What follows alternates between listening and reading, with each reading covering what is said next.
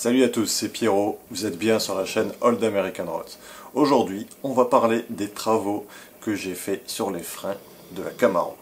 Travaux, Camaro, ça rime?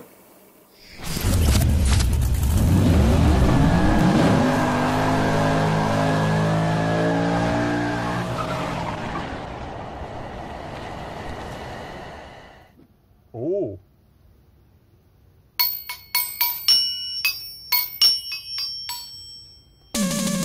J'avais bricolé la Camaro.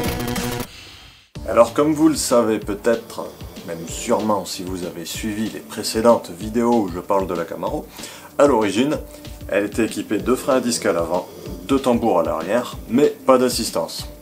Alors ouais, ils ont pris l'option disque, ou ils ont rajouté les disques plus tard, je ne sais pas, mais pas d'assistance. Donc du coup, t'as quand même un freinage de camion. Ça freine un peu mieux que des tambours, mais par contre t'as un freinage de camion parce que t'as pas d'assistance. Donc t'es obligé de freiner et d'y aller. Et dans une précédente vidéo, je vous ai montré le Master Vac que j'ai récupéré chez un pote qui était sur une Chevelle 70. Ouais, j'en avais une avant, mais ça vient pas de celle-là. Donc j'ai récupéré ce vieux Master Vac parce qu'il en avait plus besoin, parce qu'il a acheté un kit complet, frein à disque, assistance et tout ça. J'ai donc refait, il était un peu rouillé partout, j'ai passé un bon coup de sableuse, après la peinture, histoire d'y redonner une seconde vie. Et voilà le Master Vac, il a un peu changé de gueule. Donc je l'ai sablé, apprêté, repeint. Et ça lui fait une seconde jeunesse. Et là maintenant je vais pouvoir le monter sur la Camaro. J'ai viré la mousse qui avait la mousse d'origine parce qu'elle avait vraiment une sale gueule. J'ai remis un autre bout de mousse à l'intérieur. Et voilà. Et j'espère que ça va bien assister. Ah salut. C'est un chien, c'est mon chien. Allez, va te coucher, t'as déjà fait une vidéo là.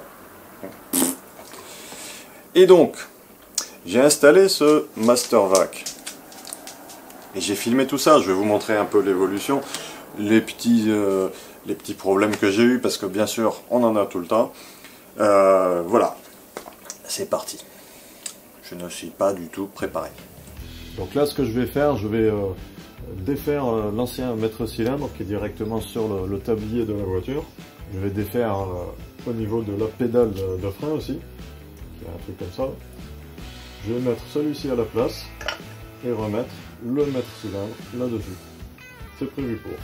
Si cette vidéo vous plaît, surtout pensez à vous abonner et à cliquer sur la cloche pour ne pas rater les vidéos qui vont venir dans l'avenir. Une fois que j'ai eu repeint le Master Vac, il s'agissait maintenant de l'installer. Ça commence bien, j'ai pas pris la bonne clé.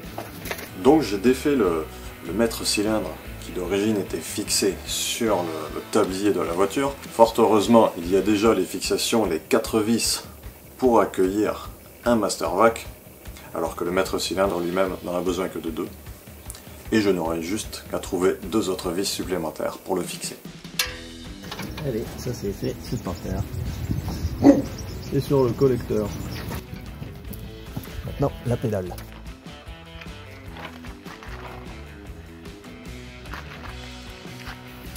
Voilà, la tige elle tient sur la pédale avec ceci et ceci.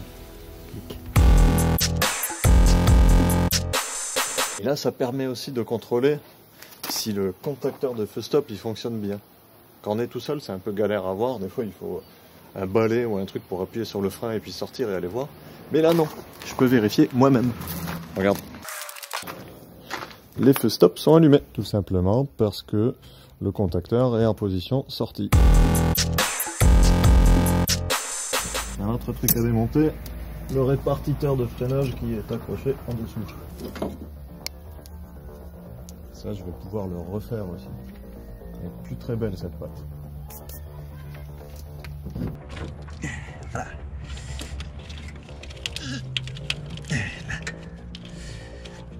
C'est pas très beau ça. Hein, et là, je vais en profiter pour changer autre chose. Là, regarde. Le soufflet, ça c'est la pédale d'embrayage. Je vais remplacer le soufflet aussi qui est un peu tout pourri. Comme vous pouvez le voir, c'est quand même bien moche derrière. Moi je pense qu'à un moment il y a eu une petite fuite de liquide de frein Et comme vous le savez sûrement, le liquide de frein et la peinture, ils sont pas amis. Donc le liquide de frein a bouffé la peinture sur le tablier de la bagnole, sur le pare-feu, le firewall, et forcément la peinture a cloqué, s'est barrée, et c'est un peu rouillé. Donc là je pouvais pas faire grand chose à part y mettre quand même un petit coup de frais dessus. J'ai brossé ce que je pouvais à la brosse métallique pour enlever la peinture qui s'écaillait, essayer d'enlever le plus possible de rouille. J'ai mis un apprêt anti-rouille par-dessus, puis j'ai repeint. Aujourd'hui c'est le temps idéal pour bosser dehors, il fait beau, il n'y a pas un nuage, il n'y a pas un pet de vent. Ça aurait été le temps idéal pour filmer une voiture, faire un essai ou quoi que ce soit. Mais c'est aussi bien pour bosser. C'est pas génial, mais c'est beaucoup mieux que ce que c'était. Et un jour, de toute façon, elle partira en carrosserie cette voiture, c'est obligé. Là, on fera un truc vraiment nickel. Et pendant que ça sèche, je vais en profiter pour remettre un bon petit coup de gêne à ce support de répartiteur de freinage. Parce que ça fait un peu tâche de le remettre comme ça dessus, je trouve. Bah ouais, j'allais pas remettre cette patte là, toute rouillée. Déjà que ça m'emmerde un peu d'avoir le maître cylindre qui est pas très beau, mais que je referai plus tard. J'allais pas remettre ça. Là, c'est clair. Hop, on va décaper. J'aurais pu le sabler, mais j'ai plus de sable. Ça, c'est d'origine. Hein. Je pense que là, il y a 52 ans de peinture, de rouille, de tout ce que vous voulez.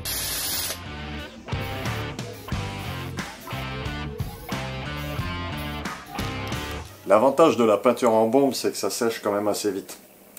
Mais ça prend quand même du temps. Donc pendant ce temps-là, j'ai trouvé autre chose à faire parce que j'avais d'autres choses à voir. Et ouais, cette vidéo ne parle pas que de freinage. Non, elle parle aussi d'essence. Il y a un autre truc que je voulais faire, et je vais en profiter pendant que ça sèche là-bas, c'est remplacer la pompe de carburant. Parce que en fait, sur les vidéos, vous avez remarqué qu'elle démarre toujours au quart de tour. Mais ce n'est pas le cas si je laisse la voiture arrêter pendant plusieurs jours. Au bout de 4-5 jours, mettons, la voiture est galère à démarrer. Donc il y a peut-être une prise d'air quelque part dans le circuit de carburant. Donc je vais commencer par le plus simple et par le plus évident, la pompe de carburant. Peut-être que la membrane à l'intérieur est usée. Parce que c'est quand même un peu frustrant quand on n'arrive pas à bien démarrer sa voiture. Moi j'aime bien qu'une voiture elle pète au quart de tour. Donc voilà. Voici la neuve. Voilà à quoi elle ressemble. Ça c'est à l'intérieur du moteur. C'est activé par l'arbre à cam. Ça pompe, ça pompe, ça pompe. Le carburant rentre. Il part dans le moteur. Ou l'inverse, je sais plus. Vous allez voir à quoi ça ressemble de plus près. Grâce à ça. Je défais le tuyau de carburant.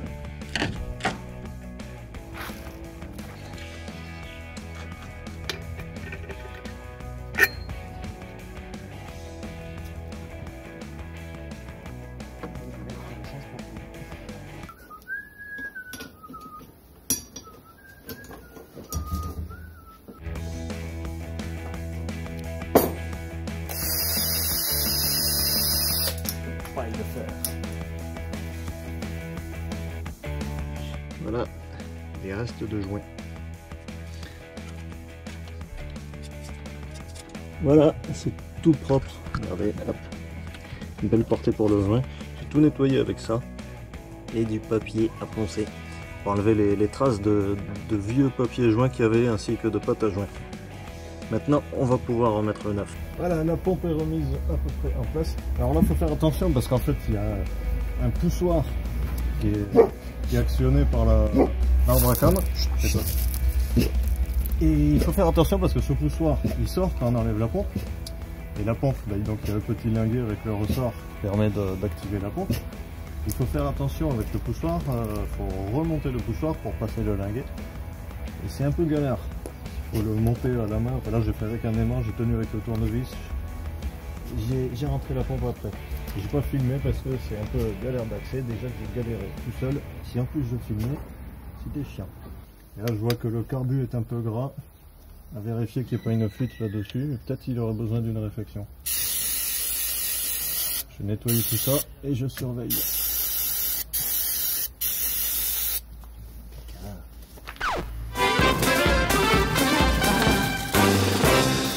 toujours cette forme noire bizarre autour du Mastervac, mais c'est pas grave, ça sera refait en mieux plus tard.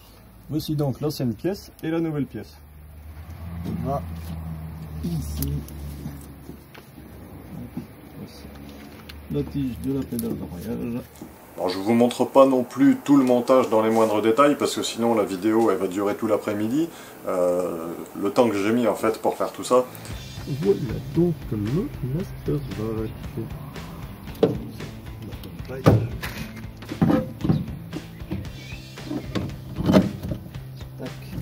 Et tu te souviens qu'il y avait une vis qui était tombée sur le collecteur? Mais heureusement j'ai l'outil miracle. Voilà. Il faut deux autres écrous maintenant. J'en ai trouvé des mieux que ce qu'il y avait. Du coup,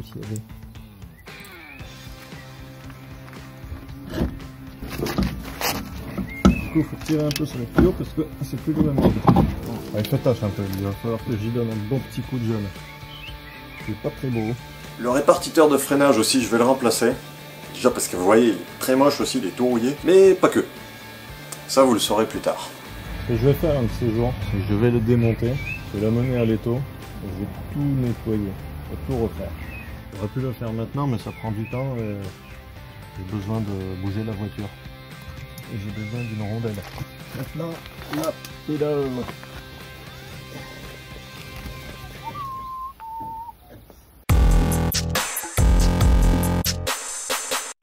Le Mastervac était monté. Il ne restait plus que le tuyau de l'assistance à mettre. Mais bon, ça je l'ai fait une semaine après parce qu'il commençait à se faire tard. Et j'en avais marre à force. Et puis comme ça, j'ai pu voir si la voiture allait redémarrer une semaine après. Suspense. Allez, je vais démarrer la voiture pour tester ça. T'as vu, je fais avec les reflets de l'automobile. C'est magnifique la technologie. Suspense, allez, un petit coup de pompette sur le carburateur. Le contact. Moment de vérité. Eh ben c'était pas ça. Bon, mais c'est pas ça. Qu'est-ce que ça peut être? Ça veut dire que ça vient pas de la pompe à essence. Ça peut venir de l'entrée du carbu, je sais pas. Ou alors ça vient d'avant, il y a une prise d'air quelque part. On va continuer les investigations. C'est un carburateur Rochester Quadrajet. Je sais que ce sont de très bons carbus quand ils sont bien réglés. Après celui-là mériterait, je pense, quand même une belle réfection. Mais c'est pas un carburateur que je connais. Je connais un peu les Edelbrock, les Olé, mais pas celui-là. Alors revenons à l'assistance de freinage. Donc le Mastervac est monté là-bas. Il faut que je raccorde ici une durite pour choper la dépression de la pile d'admission.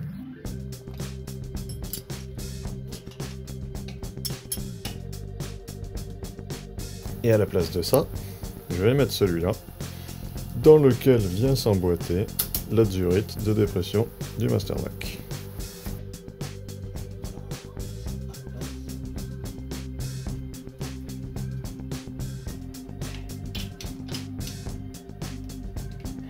Ensuite de ça,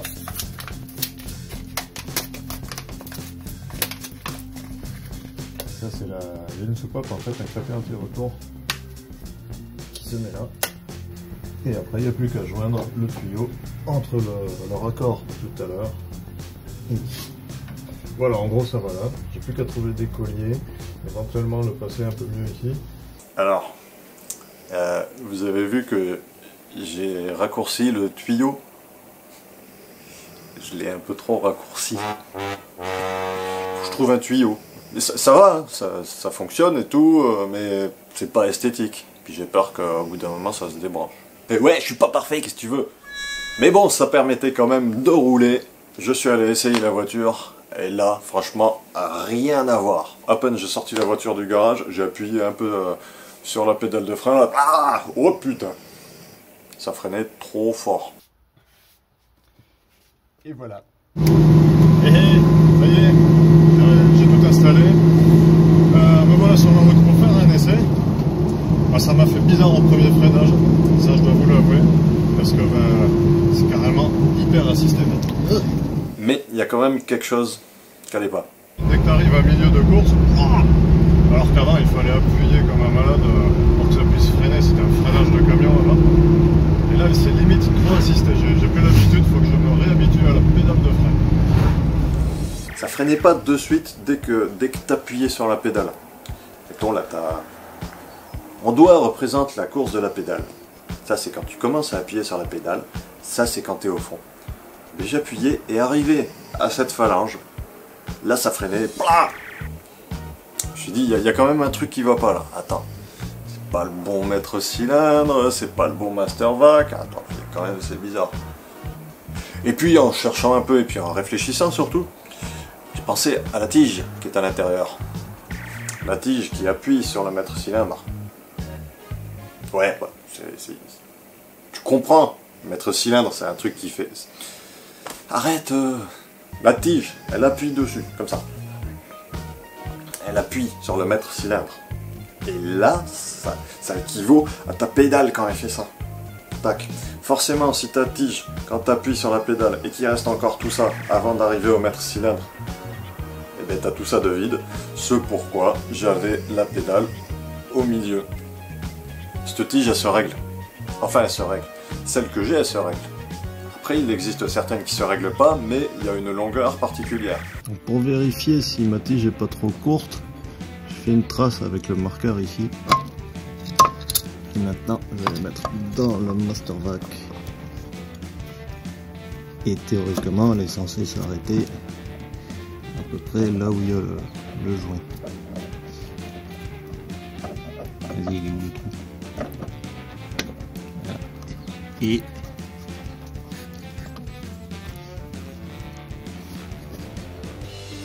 Et on n'est pas trop mal, je vois la marque ici. Maintenant, il me reste à régler ça. En cherchant sur internet, j'ai donc trouvé une technique pour bien la régler comme il faut, parce qu'il existe un outil spécial qui se rentre dans le maître cylindre.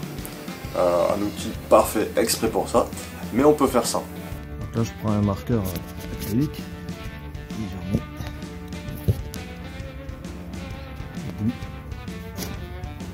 Comme ça, quand je vais rentrer le maître cylindre, je verrai si ça touche au fond. Moment de vérité.